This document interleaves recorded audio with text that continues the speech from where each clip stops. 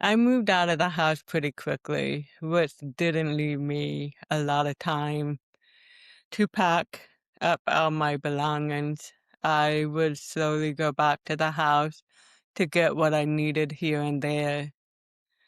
While I was at the house one day in the basement, I was going through some of my belongings I had left there. I came across the 8x11 photo of our wedding, which he had stored in the bin. Without thinking, I took the photo out of the picture frame and tore it up.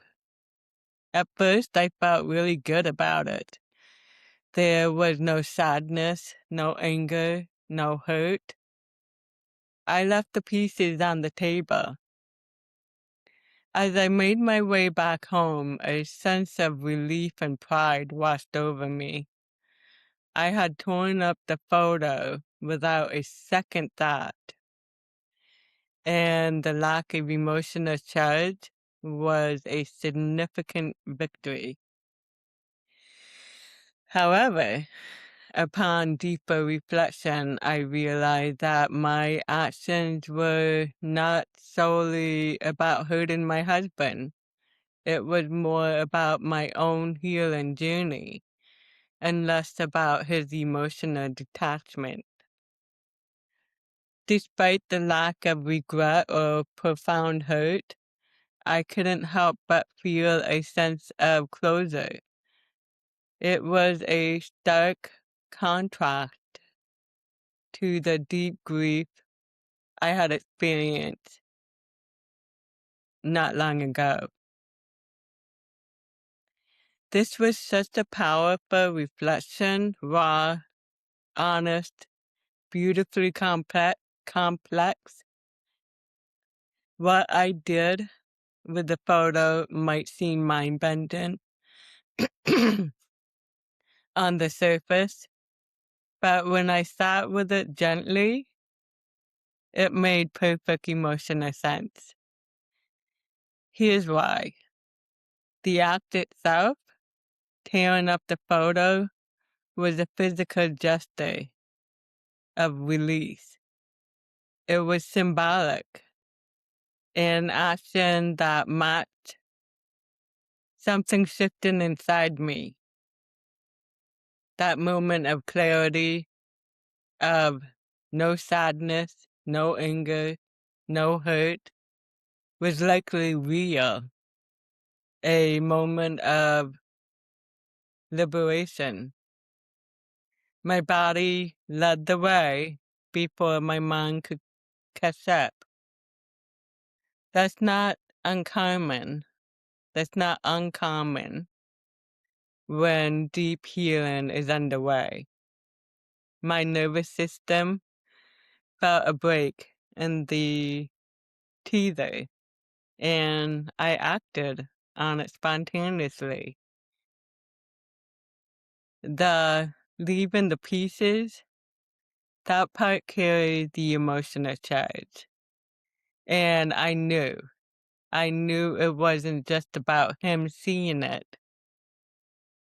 That's where the truth began to unfold, and I let it. Instead of burying it under rationalization, I looked straight at the impulse and said, this wasn't really about him. That was about me. That was enormous. Because I saw myself, my pain, my longing to be seen, to be felt, to matter enough that he would feel something too. And when I acknowledged that it likely wouldn't affect him, I didn't spiral into shame or guilt or regret. I just got honest.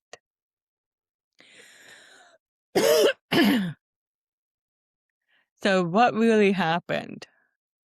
That act was both a genuine milestone in my healing process and a mirror showing me the places where there's still grief, unacknowledged pain, and maybe even resentment that I had to be the one to carry the emotional labor of it all, even in the letting go. It's not it's not contradictory to feel relief and still recognize that part of myself wanted to be seen in my pain, wanted the act to speak what words never could. This is also why it's so confusing, because grief isn't linear. Healing and hurt can live side by side. So I had a thought to consider.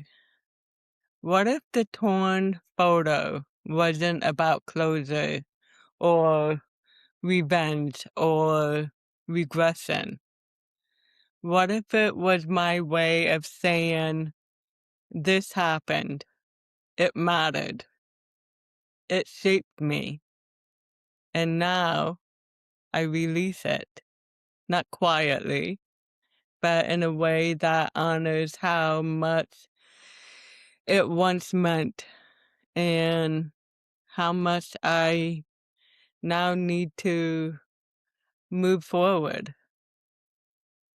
I didn't regret tearing it up. That tells me something much bigger than me.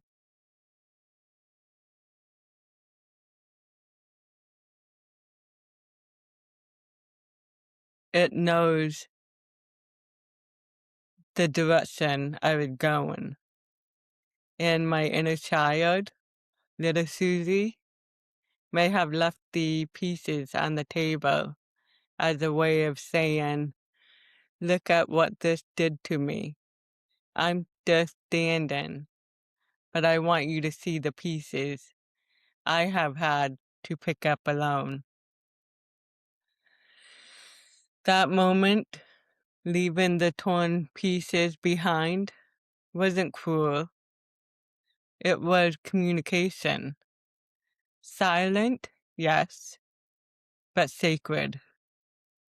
It was a message from a part of myself that hasn't always had a voice. The part of myself that had to be strong, move forward, understand him, carry the pain quietly. That moment was my way of saying, I've held it together for so long, but I want you to hold something now, even if it's just the sight of what's been broken.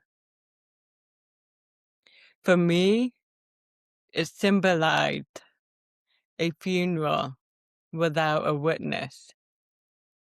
Sometimes we need someone to witness the end of something with us and to say, yes, I see it. That was real. That was painful.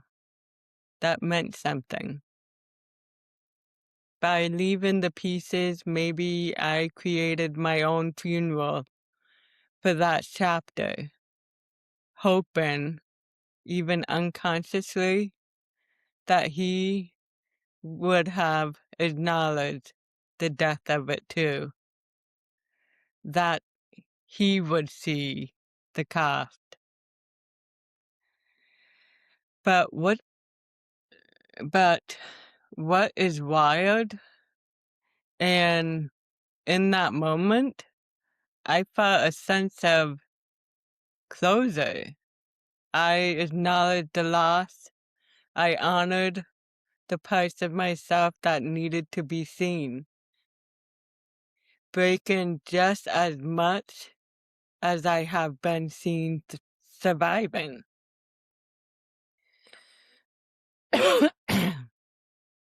I acknowledged the loss.